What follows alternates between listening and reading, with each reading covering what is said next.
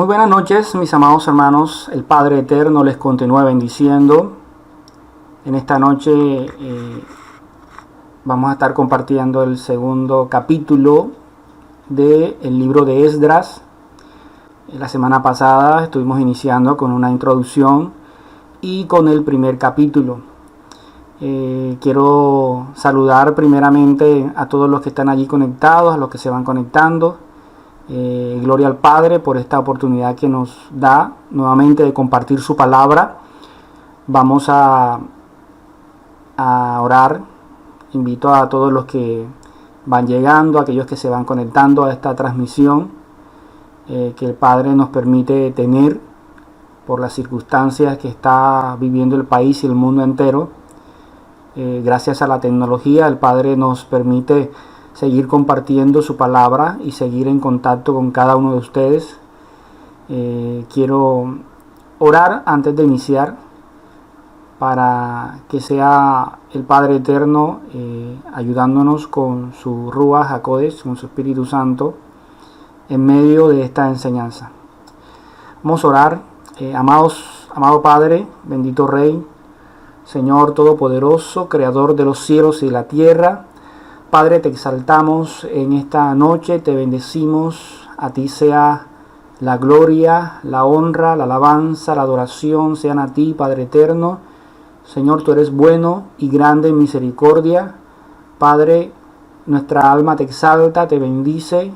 Tú eres nuestro Rey, tú eres nuestro amado, nuestro dueño. Tú eres quien entregó a su Hijo amado a morir por nosotros en ese madero. Gracias te damos por ese sacrificio, Padre. Gracias por comprarnos, gracias por rescatarnos, por ese precio de sangre, Señor, nos redimiste y nos diste la oportunidad, Padre eterno, de hoy poder llegar ante tu presencia confiadamente, gracias a los méritos de tu Hijo amado Yeshua.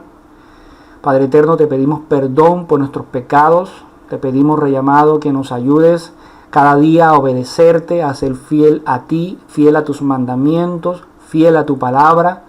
Te pedimos que cada día nos guíes, que tu sabiduría y entendimiento esté sobre nuestras vidas para tomar decisiones correctas, decisiones aferradas a tu voluntad, Señor, decisiones aferradas a tu palabra, que podamos ser obedientes, diligentes en cumplir tus mandamientos, diligentes en cumplir aquello que tú demandas de nosotros.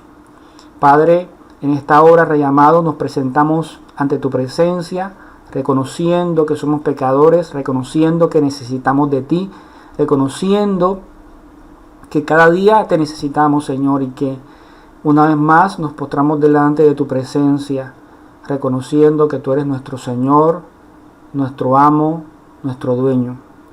Padre, quiero clamar en esta noche por la situación que está viviendo el país y el mundo entero, Señor, a causa del COVID-19, de este virus rellamado que ha invadido muchos rincones a nivel mundial.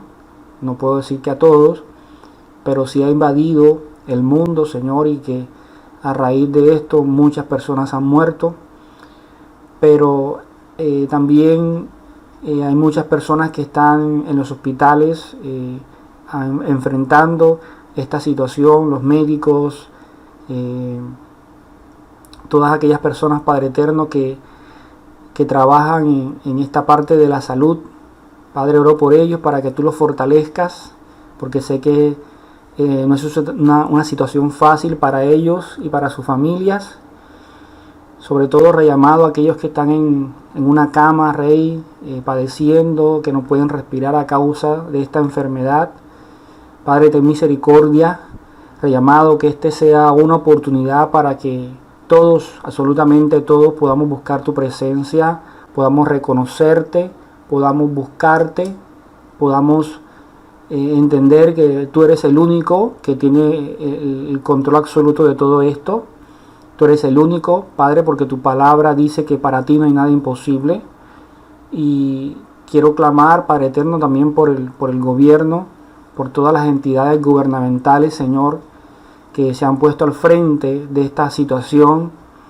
Quizás a veces nosotros Quisiéramos que todas las cosas que ellos hicieran fuera de manera correcta, pero también son seres humanos, Señor, y quizás se están esforzando por tratar de hacer las cosas lo mejor que pueden.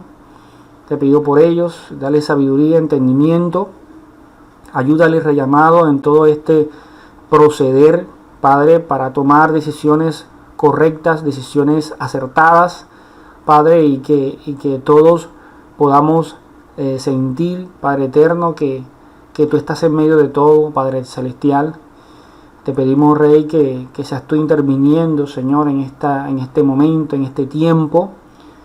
Padre, que seas tú haciendo, Señor, lo que mejor sabes hacer, Padre, y que en medio de todo, Rey, que cada persona, Señor, oro para que se puedan humillar, se puedan postrar delante de tu presencia y reconocer, Rey, que tú eres quien puede darle solución a todo esto, Señor. Padre, gracias te doy por esta oportunidad, Señor, que nos das nuevamente de compartir tu palabra y de estar delante de tu presencia, Señor, sabiendo, Rey amado, que cada escritura que tú nos permites compartir, Señor, es para beneficio de nosotros, para instrucción, para formación, para que podamos crecer conforme al propósito de tu llamado.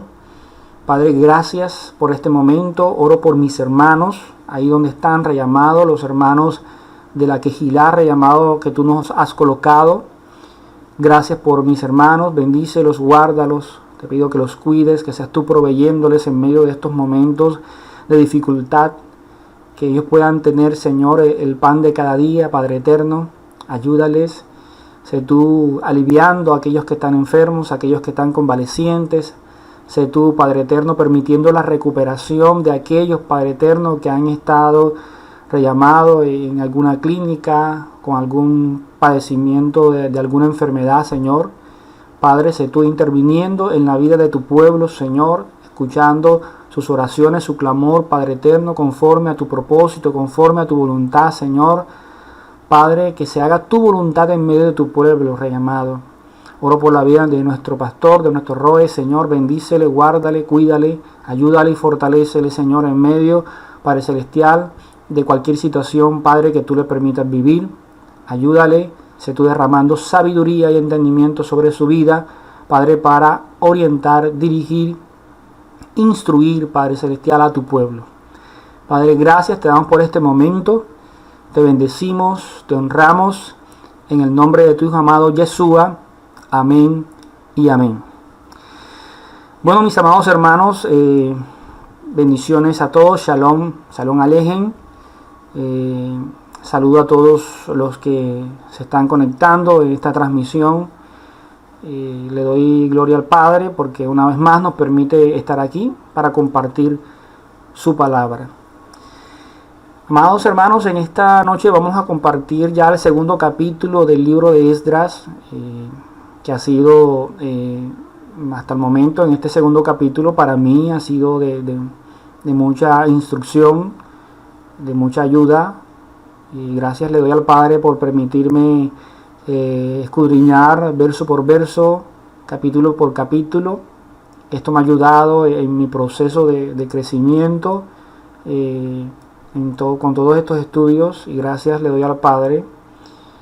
Vamos en esta noche a estudiar el tema del segundo capítulo de Esdras, los que volvieron con Zorobabel, y vamos a ver un gran listado de personas que se devolvieron ya de Babilonia para Jerusalén, para la tierra que el Señor le había dado a su pueblo. Y vamos a ver todo ese proceso, todo lo que hicieron. Más que todo en el capítulo está ese listado, un enorme listado, a pesar de que en el capítulo anterior estuvimos conversando, estuvimos analizando la semana pasada que solamente un pequeño porcentaje fueron los que a los que se les despertó ese espíritu, a los que hicieron caso a la voz, a ese decreto del rey Ciro. Fueron unos pocos, según estuve consultando, estuvo entre el 8 y el 10% de todo el pueblo del Señor. Fue una pequeña parte la que salió en esta primera instancia. Ya cuando estemos más adentrándonos al libro de Esdras, y también cuando estemos estudiando Nehemías, vamos a ver cómo fue todo ese proceso para que todo el pueblo regresara a su tierra. Pero en esta noche vamos a estar estudiando esa primera instancia, esas primeras personas a las cuales se les despertó el espíritu. El Señor les permitió que su espíritu fuera despierto y poder obedecer a ese decreto que estableció Ciro por guía y por mandato del Señor.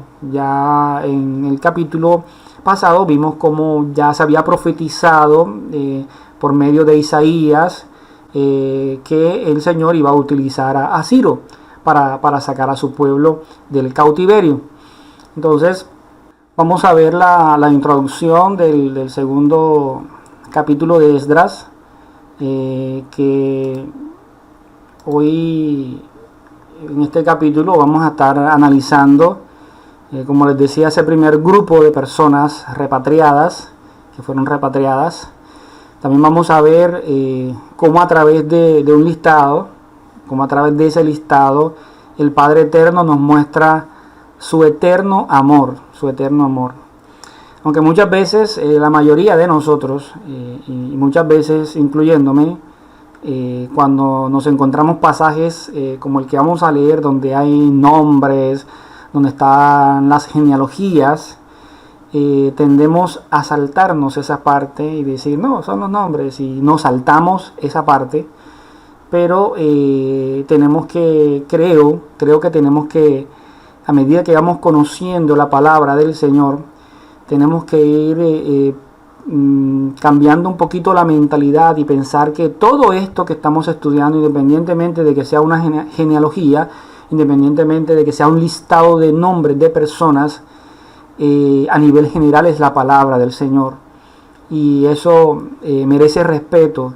Y si cada nombre, cada listado fue colocado allí, fue por algo. Y creo que sería una falta de respeto pues no leerla, porque por algo se dejó allí. Y esa es una de las cosas que vamos a aprender en esta noche, a poder valorar cada rincón, cada escritura, cada verso, cada palabra de la escritura, de la sagrada escritura que el Señor nos dejó como instrucción para nosotros. Entonces, hoy vamos a ver eso, vamos a analizar este primer grupo y ese primer listado de personas que el Padre sacó del cautiverio.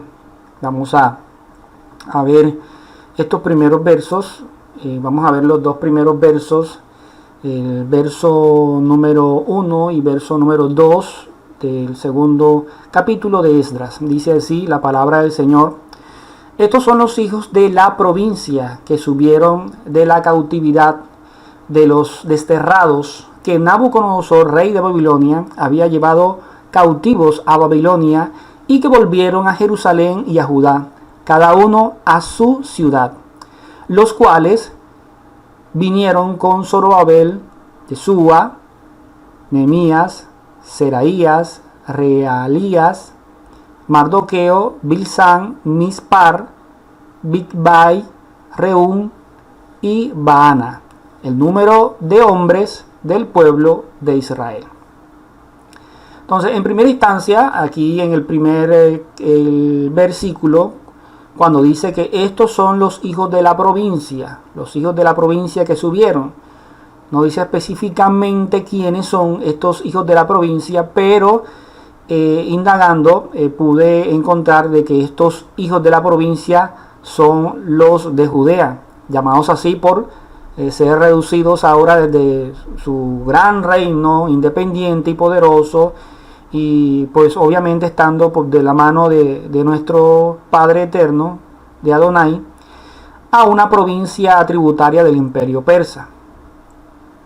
En Esdras capítulo 8 nosotros podemos ver que precisamente esta provincia era Judá, y hay un detalle importante allí en Esdras capítulo 8. Vamos a leerlo. Esdras 5:8 dice así: sea notorio al pueblo que fuimos a la provincia de Judea, a la casa del gran Dios, del gran Elohim, la cual se edifica con piedras grandes, y ya los maderos están puestos en las paredes, y la obra se hace deprisa y prospera en sus manos.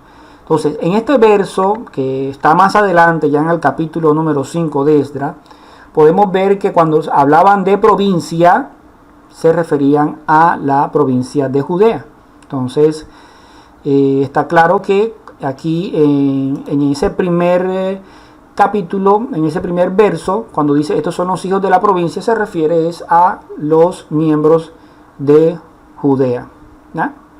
Entonces, fueron los que subieron de la cautividad de los desterrados de Nabucodonosor. Recuerden que fue Nabucodonosor quien los llevó allá a Babilonia, ¿ya? Quien los llevó en cautiverio, quien junto con su ejército quemaron el templo del Señor y todo lo demás que ya estudiamos hace ratico.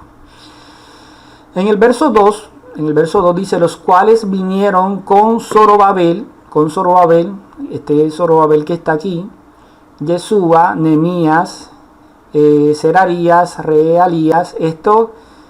Vamos a hablar un poco de Zorobabel, porque hay un dato curioso que me encontré de Zorobabel.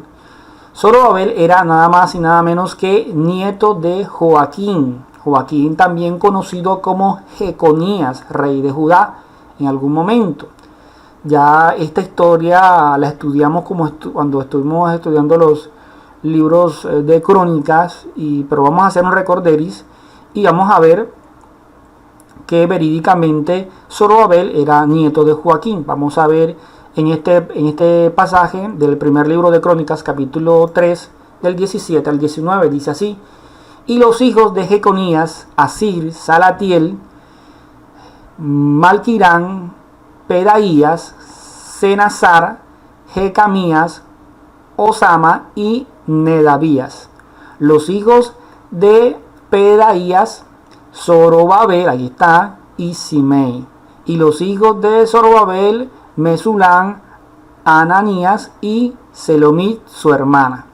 Entonces vemos que en este pasaje bíblico nos dicen que el padre de Zorobabel era Pedaías. Los hijos de Pedaías eran Zorobabel y Simei.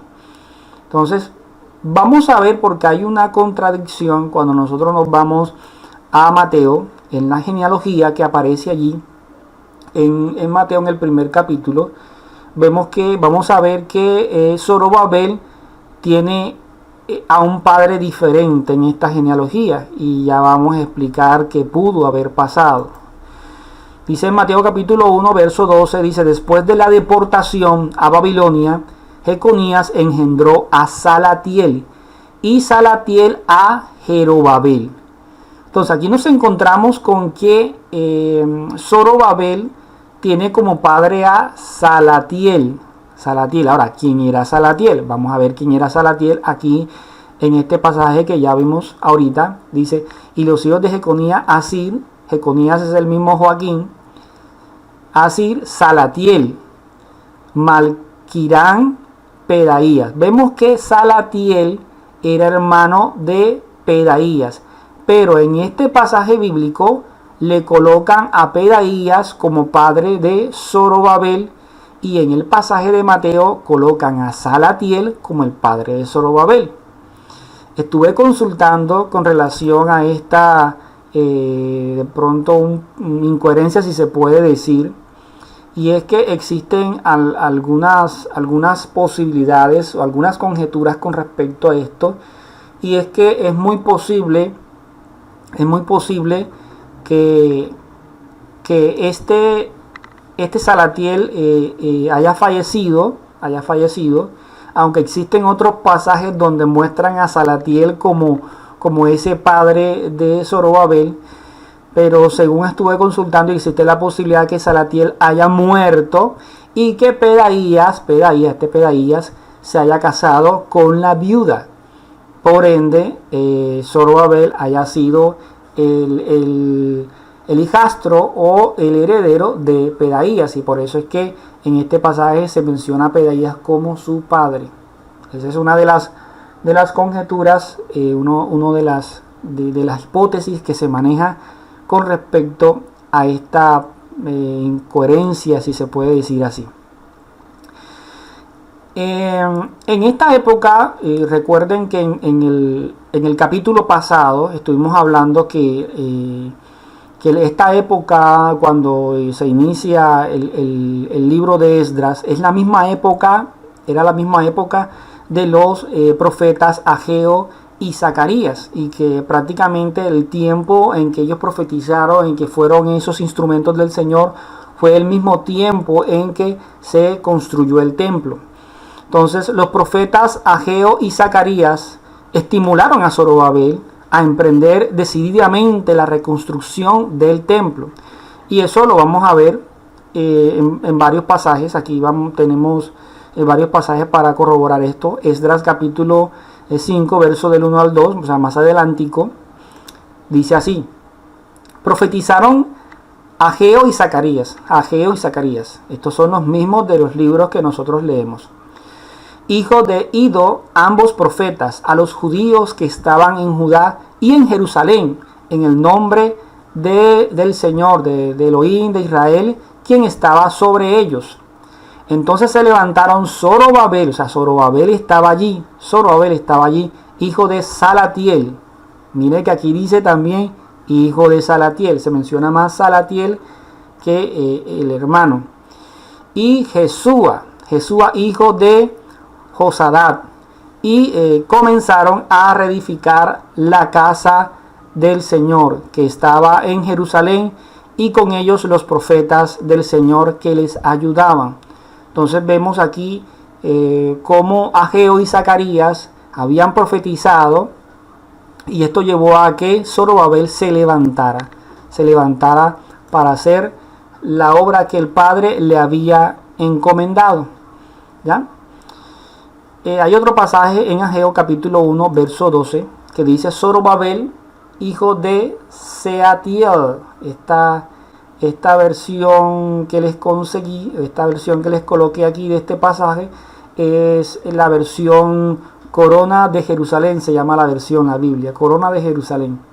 Y dice así: Zorobabel, hijo de Seatiel, Josué, hijo de Jehozadat, sumo sacerdote, y todo el resto del pueblo escucharon la voz de Adonai, su Elohim, y las palabras del profeta Ageo, según la misión que Adonai, su Elohim, su Dios, dice ahí, le había encomendado, y temió el pueblo delante de Adonai. Entonces vemos que Zorobabel escucha profecías de parte del Señor, de parte de Zacarías, pero también de parte de Ageo.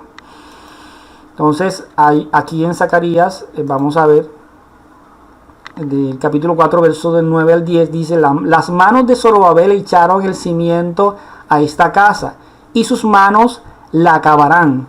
Sabréis así que Adonai Sebaot, o sea, Adonai de los ejércitos, me ha enviado a vosotros. ¿Quién menospreció el día de los modestos comienzos? Se alegrará al ver la plomada en la mano de Zorobabel. Esos 7 son los ojos de Adonai, ellos recorren toda la tierra. Entonces vemos que Zacarías también habla directamente de Zorobabel. El empeño que puso en la ejecución de esta obra, Zorobabel, lo mismo que el hecho de pertenecer a la familia de David, hicieron que en torno a él surgieran algunas expectativas desde el punto de vista mesiánico. Vamos a ver el por qué se dice esto. Ageo capítulo 2, verso 23 dice así: en aquel día declara el Señor de los ejércitos. Ya esta es la versión, la Biblia de las Américas. Dice: declara el Señor de los ejércitos: te tomaré a ti, Zorobabel, hijo de Salatiel, siervo mío, declara el Señor, y te pondré como anillo de sello, porque yo te he escogido, declara el Señor de los ejércitos. Entonces Ageo escribe algo, algo muy que no tiene que ver con la persona de Zorobabel, sino con algo con mucho más allá. Porque si analizamos el texto, en aquel día declara el Señor de los ejércitos: te tomaré a ti, Zorobabel, hijo de Salatiel, siervo mío, declara el Señor, y te pondré como anillo de sello. ¿Ya? Entonces aquí hay algo muy que estuve consultando, y estas son expresiones muy mesiánicas que tienen que ver con el Señor. Entonces, también en Zacarías capítulo 4, verso del 6 al 9 dice: continuó él y me dijo: esta es la palabra del Señor a Zorobabel, no por el poder ni por la fuerza, sino por mi espíritu, dice el Señor de los ejércitos. ¿Quién eres tú, oh gran monte? Ante Zorobabel te convertirás en llanura, y él sacará la piedra clave entre aclamaciones de gracias a ella.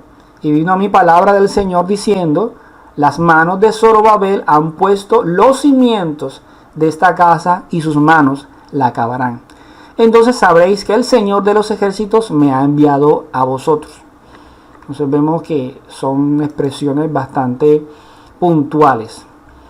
Entonces, seguimos. En estos dos mismos versos hay otra cosa interesante, y es que en el verso 2 aparecen dos nombres que nos llaman la atención, que nos podrían llamar la atención. Menos el caso de Nehemías, este Nehemías que está aquí, y este Mardoqueo que esté aquí. Hay una cosa importante que aclarar, y es que en la época de Esdras y de Nehemías pasaron varios reyes de los cuales durante todo este estudio vamos a estar hablando. El primer rey del cual se habla es Ciro.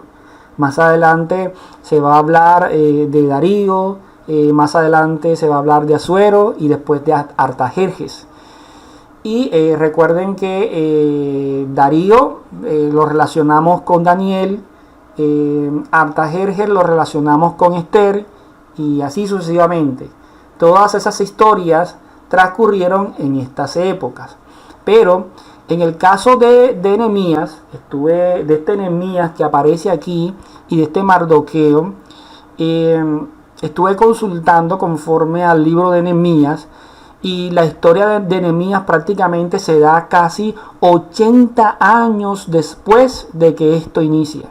Entonces, si eso se da 80 años después que esto inicia, es imposible que este Nehemías que aparece aquí sea el mismo Nehemías del libro que nosotros conocemos. No puede ser el mismo, porque para esa época, entonces, si ya mencionan a un Nehemías aquí, debe ser que ya era un hombre, y pasados 80 años podría significar de que si era el mismo Nehemías, ya el Nehemías que nosotros conocemos ya era un anciano.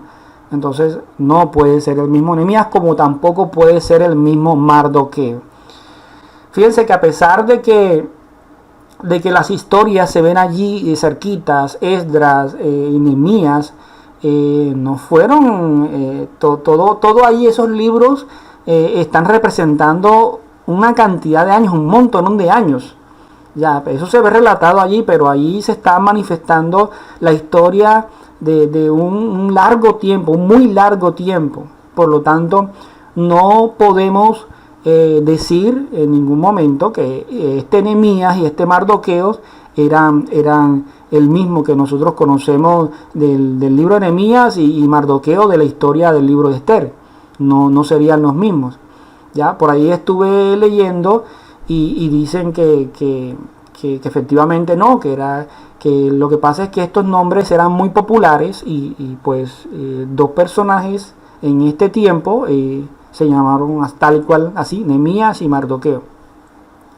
Entonces, esta primera lista fue confeccionada con los nombres de aquellos hombres que eran líderes, estos que están mencionados aquí en este segundo versículo, empezando por Zorobabel. Estos hombres que están aquí eran líderes. Ahora, esta misma lista de estos líderes que aparecían aquí también aparecen en Nehemías capítulo 7, verso 7. Vamos a ver. Nehemías capítulo 7, verso 7 dice: los cuales vinieron con Zorobabel, Jesúa, Nehemías, Azarías, Ramaías, Naamanías. Esta es la misma lista que Nehemías está relatando con base a lo que ya había ocurrido en esta época, o sea, 80 años antes. ¿Ya? Seguimos. Verso 3, del 3 al 5, dice así. Ya comienza ese listado. Y este listado voy a ir leyendo uno por uno. Como les decía al principio, no podemos menoscabar o saltarnos la lectura bíblica porque resulta de que son unos nombres. Tenemos que, aún ante esta situación, nosotros tenemos que actuar con reverencia. Estamos estudiando el libro y tenemos que analizarlo y estudiarlo, y en medio de ese estudio está la lectura, ¿ya? Y como les decía al principio, pues estos nombres no están allí porque sí, el Señor los colocó por algo, y ya al final vamos a llegar a una pequeña conclusión de todo esto. Entonces dice el verso 3 al 5, dice: los hijos de Paros, 2172. Fíjense que a pesar de que la semana pasada, cuando estuvimos hablando del primer capítulo, que hablamos de que era un porcentaje pequeño, que no todos se les había despertado el espíritu, que no todos habían obedecido a ese llamado, vemos y hablamos de un 8-10%, vemos que este pequeño porcentaje eran bastantes personas. Y cuando dice los hijos, esta palabra es usada en todo este capítulo, quiere decir la posteridad o los descendientes. O sea, los descendientes de los hijos de Paro. Dice 2172, nada más 2172 los hijos de Paro. Y hay una cantidad de personas aquí, por ejemplo, los hijos de Cefatías, 372, los hijos de Ara, 775. En el caso de los hijos de Ara, cuando dice que son 775, hay de pronto algo diferente escrito en Nehemías, porque en Nehemías se escribe la misma lista, pero hay una incoherencia en los hijos de Ara, y es que en Esdras se escribe que son 775 y Nehemías se escribe que nada más son 652. Esta lista, como les dije, aparece en Nehemías capítulo 7 con algunas variaciones, y uno de los argumentos que se dicen es que fue error de los copistas, error cometido por ellos al momento de transcribir. Recuerden que en esa época pues no había la tecnología que hay hoy en día, las fotocopiadoras, el escáner, no había nada de eso, y tenían que transcribir letra por letra de todo lo que se hacía. Entonces hay otro posible argumento o otro punto, y es que es muy posible que en los tiempos de Esdras, cuando iba a salir o antes de salir ese primer grupo de personas, se haya notado las posibles personas que iban a salir, esos 775, y que en el proceso, mientras que se reunían para salir o en el camino, que no llegaron, no estuvieron los 775, sino que a Jerusalén solamente llegaron los 652, nada más los 652. Entonces, se dice, ahí analizando, estudiando, indagando un poco con respecto a este punto, se dice que sí, ciertamente se citaron los 775, pero que por diferentes circunstancias en el camino, de pronto alguno murió, alguno se enfermó, algunos no alcanzaron a llegar al encuentro, sino que llegaron allá solamente 652. Estos son los argumentos que pues se comentan. Seguimos. Versos del 6 al 25 dicen así: los hijos de Pahat Moab, de los hijos de Jesúa y de Joab, 2812, los hijos de Elán, 1254, los hijos de Zatú, 945, los hijos de Sakai, 770, los hijos de Bani, 642, los hijos de Bebai, 623, los hijos de Asgad, 1222, los hijos de Adonicán, 666, los hijos de Bigbai, 2156, los hijos de Adín, 454, los hijos de Ater, de Ezequías, 98, los hijos de Besai, 323, los hijos de Jora, 112, los hijos de Azun, 223, los hijos de Gibar, 95, los hijos de Belén, 123, los varones de Netofa, 56, los varones de Anatot, 128, los hijos de Asmavet, 42, los hijos de Kiriat Jearim, Cafira y Berob, 743. Y sigue diciendo, los hijos de Rama y Jeba, 621, los varones de Midmat, 122, los varones de Betel y Ai, 223, los hijos de Mebo, 52, los hijos de Mabis, 156, los hijos del otro Elán, 1254, los hijos de Arín, 320, los hijos de Lot, Adit y Ono, 725, los hijos de Jericó, 345, y los hijos de Sena, 3630. Entonces, hasta allí está relacionado el número por grupo de las familias que retornaron, dividido por familia o por ciudades. Según hasta el verso 36 comienza ya los sacerdotes, levitas y otros servidores. Aquí en este punto está todo lo que son todo el pueblo de Judá, con parte de la tribu de Benjamín. Entonces, vuelvo y repito, no eran todos, era una parte fueron la que el Señor permitió que su espíritu fuera despertado en este primer grupo de personas que fueron despatriados. Sigue.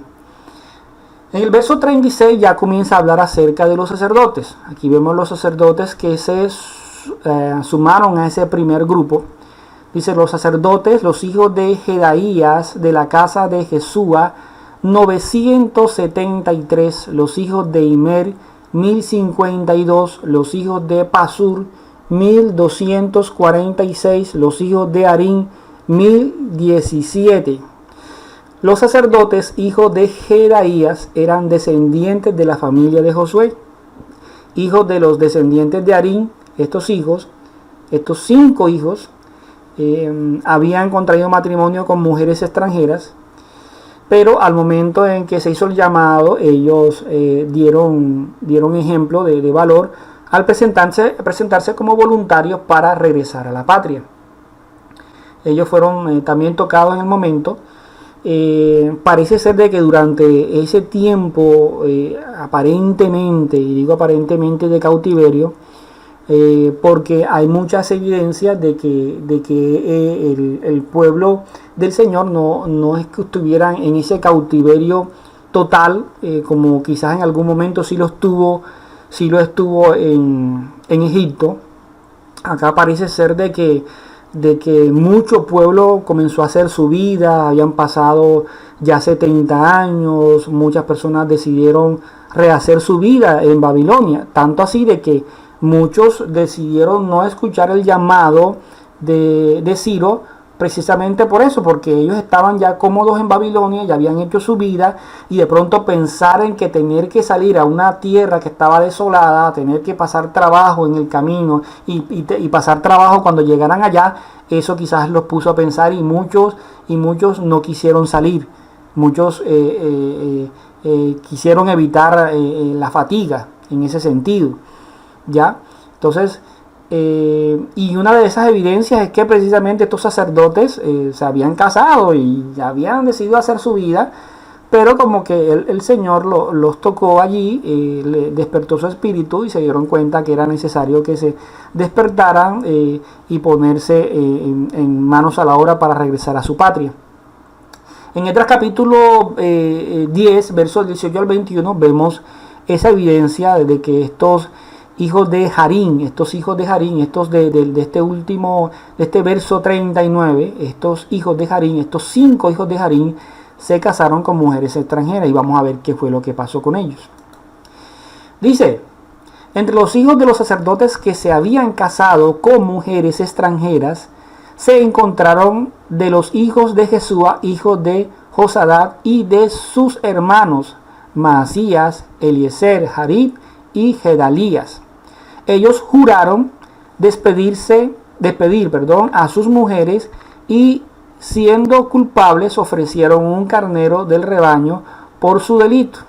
De los hijos de Imer, Anani y Zebadías. De los hijos de Harín, aquí están los hijos de Harín: Maasías 1, Elías 2, Semaías 3, Jehiel 4 y Usías 5. Los 5 hijos de Harín hacían parte del grupo de sacerdotes que se habían casado con mujeres extranjeras. Entonces ellos decidieron dejar a esas mujeres y ponerse en pie para marchar a su patria. En el verso 40 habla de los levitas, los hijos de Jesúa, de Cadmiel, de los hijos de Odavías, 74. En el verso 41 habla de los cantores, los hijos de Asaf, 128. En el verso 42 habla de los hijos de los porteros, los hijos de Salum, los hijos de Ater, los hijos de Talmón, los hijos de Acub, los hijos de Atita, los hijos de Sobaía, por todos 139, los hijos de los porteros.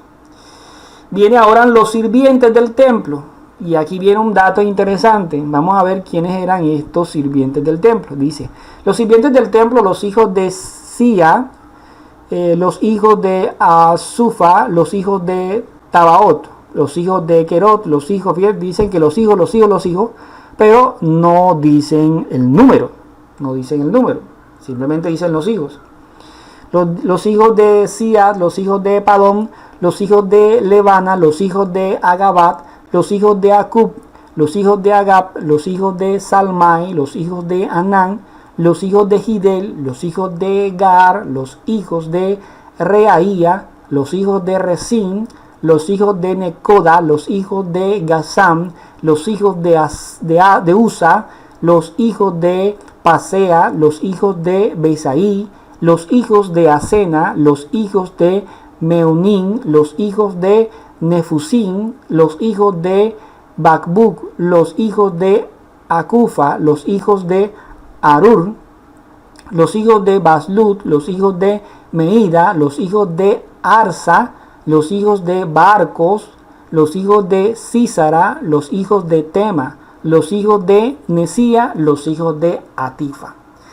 Estos sirvientes del templo son nada más y nada menos que los descendientes de los Gabaonitas, prisioneros de guerra que Josué destinó a cortar leña y a sacar el agua para la asamblea y para el altar de Adonai.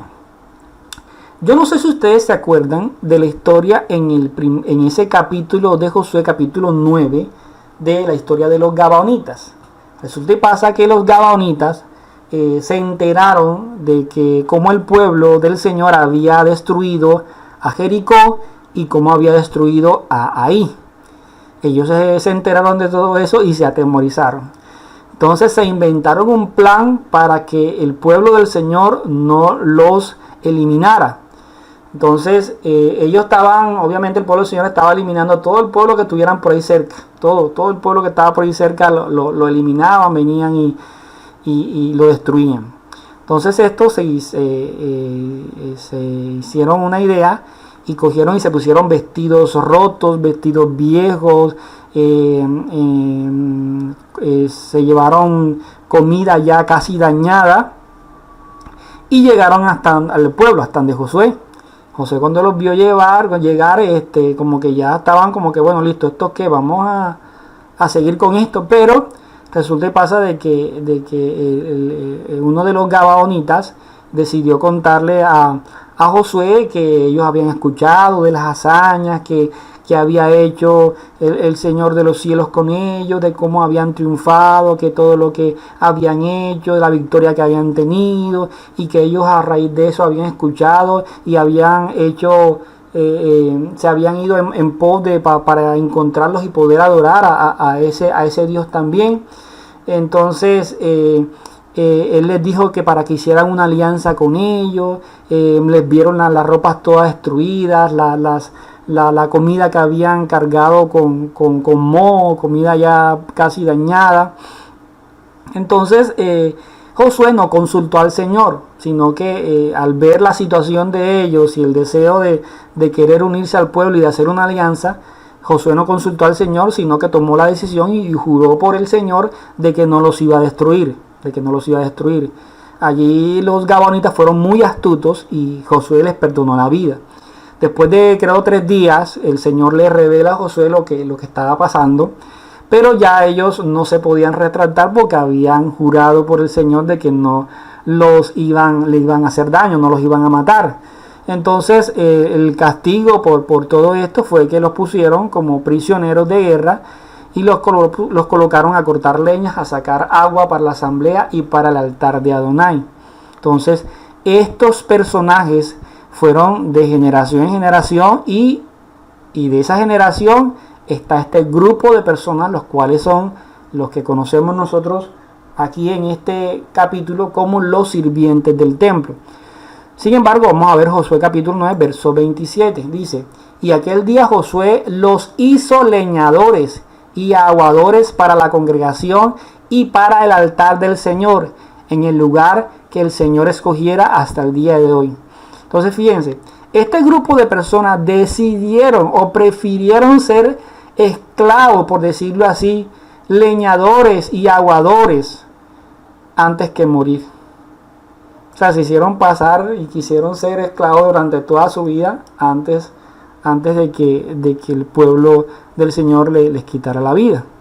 Entonces fue una gran historia para ellos. Lograron sobrevivir con engaño, pero lograron sobrevivir y esa descendencia había quedado hasta esta fecha todavía.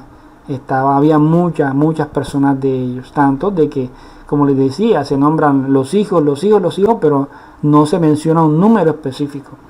Entonces estos eran los descendientes de los gabaonitas. Cuando tengan la oportunidad se pueden leer el capítulo completo, el capítulo 9 de Josué, y ahí mirarán con detalles esa historia interesante. Entonces sigue diciendo, vamos al verso 55, los hijos de los siervos de Salomón, los hijos de Sotai, los hijos de Soferet, los hijos de Peruda, los hijos de Jaalá, los hijos de Darcón, los hijos de Gidel, los hijos de Cefatías, los hijos de Atil, los hijos de Porqueret, Asebaín, los hijos de Ami, todos los sirvientes del templo e hijos de los siervos de Salomón, 392. Con este nombre se designaban los descendientes de los amorreos, geteos, fereceos, de los jebuseos y de los jebeos, de los jebuseos, que habían quedado en Palestina y que los hijos de Israel no habían acabado con ellos. A todos los Salomón a prestación personal. Entonces aquí hay un dato interesante, y es que con esto, con los descendientes de los gabaonitas y este grupo de personas que eran los hijos de los siervos de Salomón, nosotros analizamos, nos damos cuenta que dentro de ese grupo no solamente iban de descendientes de Israel o de Judá, sino que también iban extranjeros. Extranjeros que sí, ciertamente estaban al servicio del pueblo allí, pero ya hacían parte del pueblo y estaban siendo contados como el pueblo del Señor. Estaban siendo contados. Entonces vemos la obra maravillosa del Señor. Vemos la obra maravillosa con el Señor, con todo aquel que Él quiera hacer misericordia. Con todo aquel que quiera hacer misericordia. Por eso la palabra del Señor dice que porque todo aquel que en Él cree no se pierda, mas tenga vida eterna. Entonces vemos que aquí la palabra del Señor se cumple. Vemos cómo la palabra del Señor se cumple para todo aquel que en Él cree no se pierda, mas tenga vida eterna, con Ruth, con Rahab, contigo, conmigo, porque tú y yo todavía no sabemos exactamente nuestra descendencia, pero el Señor es maravilloso. El Señor es maravilloso. Y vemos toda esta lista de personas que durante generaciones su nombre quedó escrito allí. Tremendo. Vamos a ver esa parte de los Gebeos, de los Fereceos, que está registrada en el primer libro de Reyes, capítulo 9. Vamos a ver. Y también en parte en Nehemías. Dice: a todo el pueblo que había quedado de los amorreos, hititas, fereceos, heveos y jebuseos, que no eran de los hijos de Israel. O sea, aquí se evidencia, no eran de los hijos de Israel, pero ya los estaban contando dentro del primer grupo que iba a regresar a Israel, a Jerusalén, perdón. Entonces vemos que no eran, pero en cierto sentido comenzaron a ser. Es decir, a sus descendientes que habían quedado en la tierra después de ellos, a quienes los hijos de Israel no habían podido destruir completamente. Salomón les impuso leva de servidumbre hasta el día de hoy. Mas de los hijos de Israel Salomón no hizo esclavos, porque ellos eran hombres de guerra, sus servidores, sus príncipes, sus capitanes, los comandantes de sus carros y sus hombres de a caballo. En Nehemías capítulo 11, verso 3 dice: estos son los jefes de las provincias que habitaron en Jerusalén, en las ciudades de Judá, cada cual habitó en su propiedad, en su ciudad, los israelitas, los sacerdotes, los levitas, los sirvientes del templo, los descendientes de los siervos de Salomón. Ellos también estuvieron incluidos allí en ese grupo de personas que partió.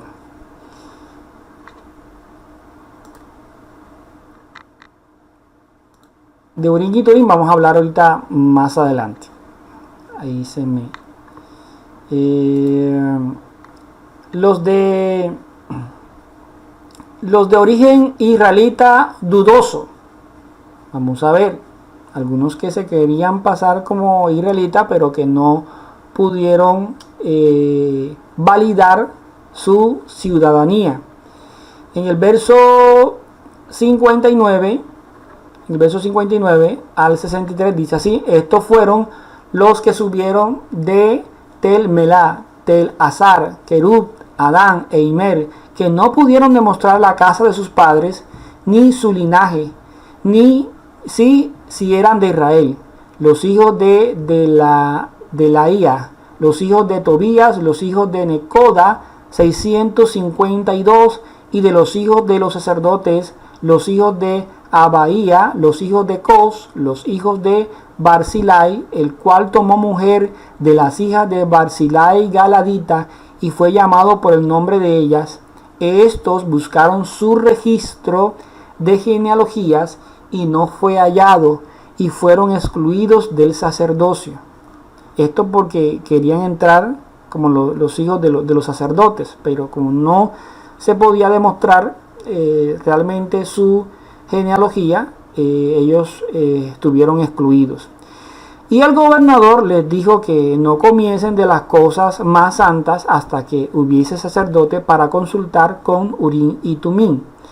En este caso de Urim y Tumim, ya vamos a ver para qué se utilizaba esto. Algunos no pudieron presentar pruebas de su pertenencia al pueblo judío, a pesar de llevar algunos de ellos nombres israelitas. Tampoco pudieron demostrar su descendencia sacerdotal algunos que se preciaban de serlo. Por precaución, el gobernador les prohibió comer las cosas santas, mientras un sacerdote no consultase el Urim y el Tumim. ¿Qué era el Urim y el Tumim? Para los que no saben, eran unas especies de piedras, y aunque algunos dicen que no se puede decir a ciencia cierta si eran piedras o no, eran unos objetos por medio de los cuales el Señor daba a conocer su voluntad, pero esto era en casos en que era difícil llegar a una decisión. Se echaba suerte con ellas y el resultado se tomaba como la voluntad del Señor sobre este asunto. Este tema se hacía en ese tiempo, pero en este tiempo no se puede estar haciendo eso. En este tiempo es difícil que nosotros hagamos este tipo de cosas. Y ya más adelante, pues con detalles, estaremos explicando el porqué. Urim y Tumim. Seguimos.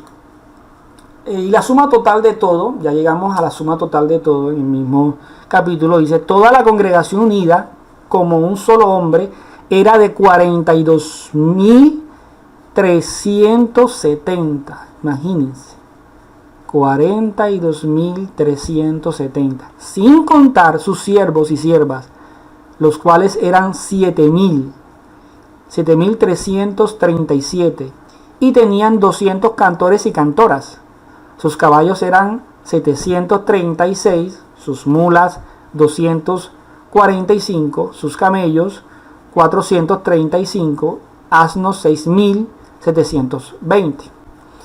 En este sentido, y viendo esta cantidad de cosas, cantidad de camellos, cantidad de asnos, algunos exegetas encuentran un poco exagerado el número de camellos con relación a unos pobres exiliados, o sea, como se veía, están exiliados, están en cautiverio, y si ellos estaban así en cautiverio, no es posible que tuvieran todas estas cosas. Pero dado el interés que puso el rey Ciro, de formar el primer contingente, el interés de la vecindad persa y judía por dotar de todo lo necesario a los que partían, se comprende que tenían necesidad de muchos animales de carga. Además, iban en la caravana mujeres y niños que no podían andar a pie largo trecho. Tampoco parece cierto que los repatriados fueran todos pobres. Recuerden lo que ya comentamos, y es que habían pasado ya aproximadamente 70 años y muchos ya habían habían hecho su vida. Muchos ya habían hecho su vida. Entonces vemos que pues ellos no estaban tan pobres como se dice, no todos eran pobres. Entonces sí habían pobres, porque recuerden que en el capítulo anterior el mismo Ciro les dijo que para que ellos que no tuvieran, para que les pudieran compartir, para que también les pudieran dar. Sí habían pobres, pero no todos eran pobres. Habían personas que tenían recursos y que en el capítulo pasado también vimos cómo ellos dieron para que este primer viaje se pudiera dar. Ellos también participaron en el dar. Entonces vemos que pues no todos eran pobres. Y ya para terminar, los últimos versos: y algunos de los jefes de casas paternas, cuando llegaron a la casa del Señor que está en Jerusalén, hicieron ofrendas voluntarias en la casa del Señor para reedificarla sobre sus mismos cimientos.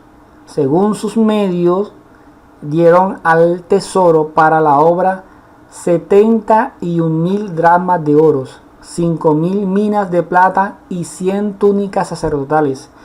Y los sacerdotes y los levitas, algunos del pueblo, los cantores, los porteros y los sirvientes del templo, habitaban en sus ciudades, y el resto de Israel en sus ciudades. Entonces vemos que una vez confirmado, cuando dice: y algunos de los jefes de casas paternas, cuando llegaron a la casa del Señor que está en Jerusalén, hicieron ofrendas voluntarias, o sea, sí tenían. Algunos de los jefes de las casas paternas sí tenían con qué. Miren todo lo que dieron, absolutamente todo.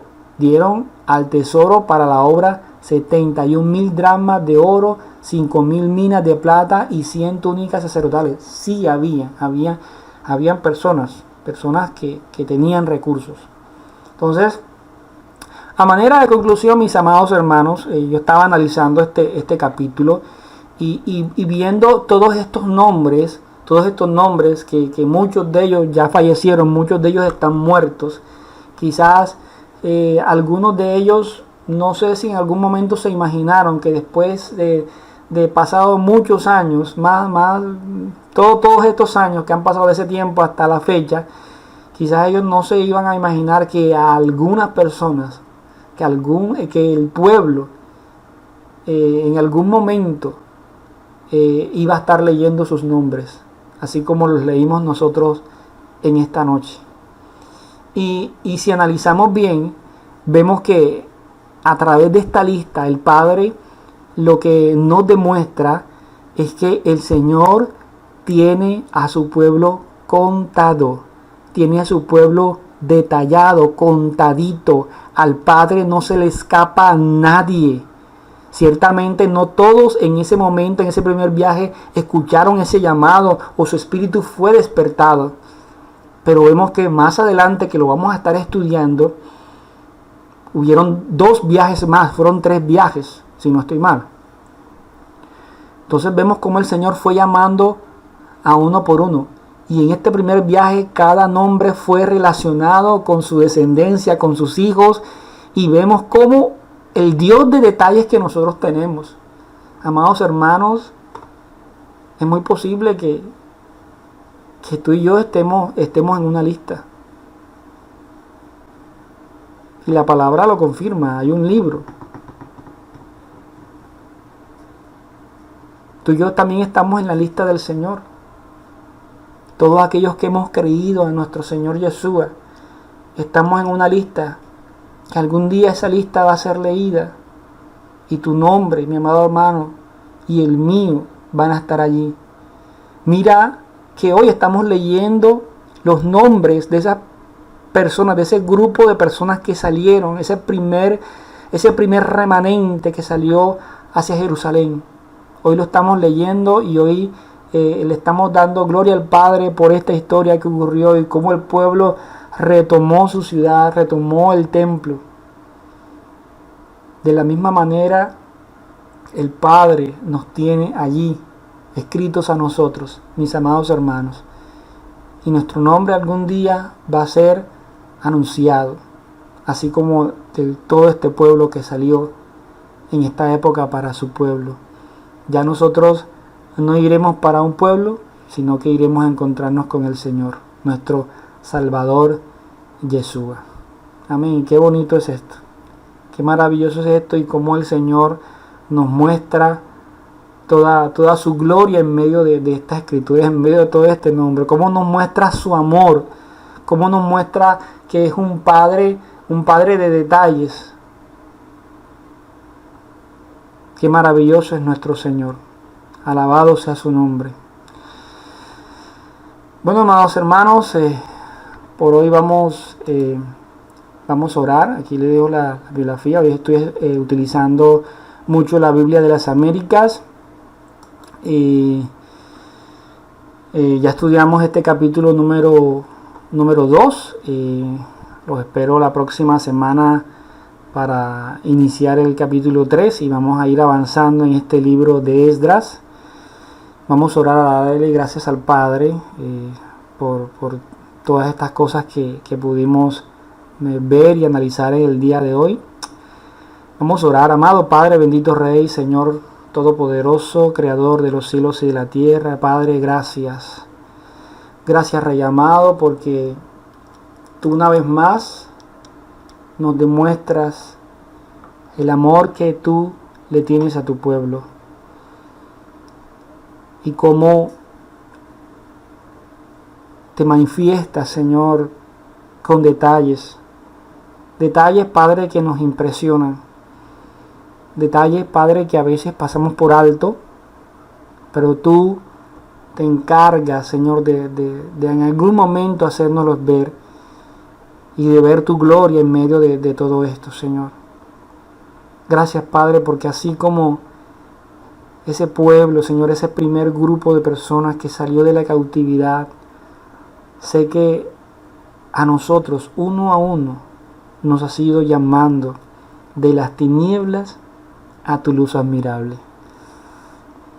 A ese pueblo lo sacaste de Babilonia hacia Jerusalén para construirte un nuevo templo y para volverse a esa ciudad santa. Pero tú nos has ido llamando nombre por nombre, a reconocer el sacrificio que tu Hijo amado Yeshua hizo en el madero por cada uno de nosotros. A encontrarnos contigo nuevamente, Señor.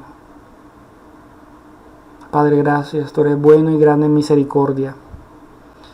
Te exaltamos y te bendecimos en esta noche, Rey. Gracias por tu amor, por tu paz, por tu shalom, Señor, a nuestras vidas. Gracias por darnos ese privilegio de poder, Padre eterno, contar contigo. De saber que pensaste en nosotros, estando nosotros sumergidos en nuestros pecados. Pensaste en nosotros y nos llamaste a tu luz admirable. Así como sacaste al pueblo de ese cautiverio, a nosotros nos sacaste de las tinieblas.